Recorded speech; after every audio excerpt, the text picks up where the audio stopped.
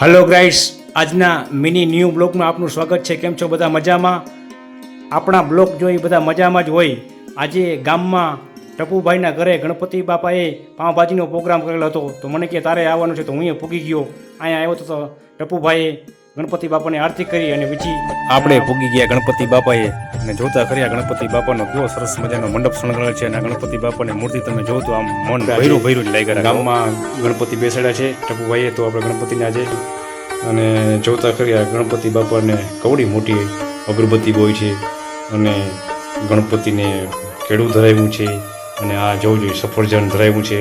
અને આવડા મોટી ગણપતિ બાપાની કવડી મોટી મૂર્તિ છે. જોતા ખરી આમ મનમોહક મૂર્તિ છે, જોઈને મજા આવી જાય. તમે હાલો ગણપતિ બાપાના દર્શન કરી લઈ. તમે આવો. ગણપતિ બાપા મોરિયા, ગણપતિ બાપા મોરિયા.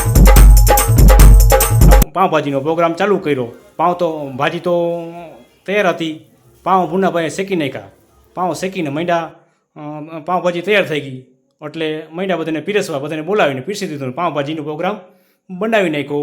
તમે પણ આવો, ગણપતિના દર્શન કરો. ગણપતિ બાપાના દર્શન કર્યા કે સીધા પાઉંભાજીમાં જ પ્રસાદિયા ભગતું? હાલો મુન્નાભાઈ, ગરમા ગરમ પાઉં ગાય ગા આવવા દો, જલ્દી કરો. હાલો.